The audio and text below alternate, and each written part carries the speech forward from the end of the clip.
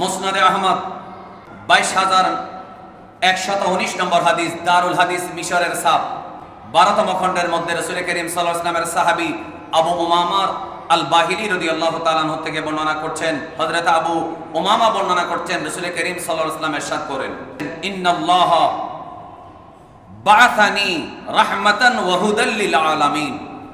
নিশ্চয়ই আল্লাহ তাআলা আমি রাসূলকে রহমত এবং জগতের হেদায়েত হিসেবে প্রেরণ করেছেন। তো আমাদের যুব সমাজের, আমাদের মুরব্বীদের, আমাদের মুসলমানদের তো খুশি হওয়ার দরকার। আমরা এমন একজন নবী পেয়েছি যার কাছে সব হেদায়েত আছে। আছে না নেই?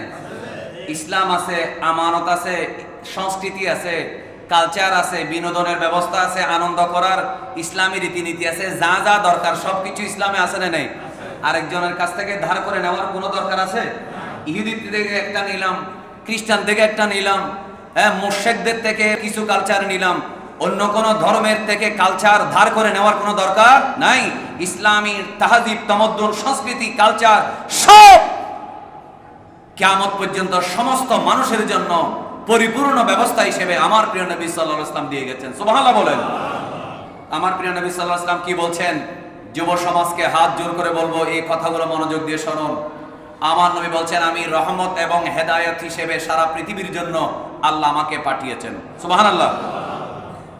ও আমারানি, আল্লাহ তাআলা আমাকে নির্দেশ দিয়েছেন আন আমহাকা, ধ্বংস করে দেওয়ার জন্য, মুছে ফেলার জন্য, ভেঙে ফেলার জন্য আল্লাহ পাক আমি নবী সাল্লাল্লাহু আলাইহি ওয়াসাল্লামকে নির্দেশ দিলেন আল মাজামির ওয়াল কিন্নারাত, যত ধরনের মিউজিক বাদ্য বাজনা আছে, সব ধরনের বাদ্য বাজনার যত সরঞ্জাম, ইনস্ট্রুমেন্ট আছে, এই সমস্ত কিছু ভেঙে ফেলার জন্য আল্লাহ তাআলা আমি রাসূলুল্লাহ সাল্লাল্লাহু আলাইহি ওয়াসাল্লামকে নির্দেশ দিয়েছেন।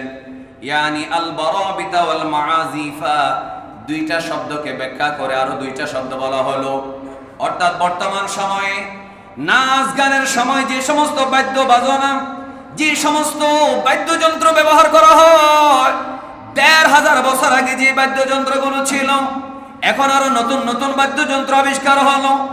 আমার প্রিয় নবী সাল্লাল্লাহু আলাইহি ওয়াসাল্লাম বলেন, আল্লাহ পাক আমি নবীকে নির্দেশ দিয়েছেন সেগুলো ভেঙে ফেলার জন্য।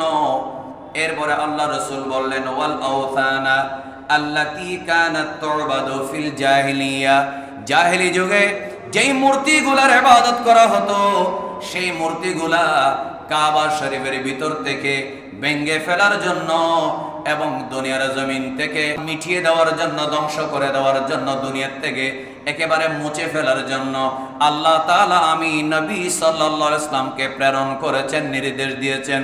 একটু জোরে বলি সুবহানাল্লাহ।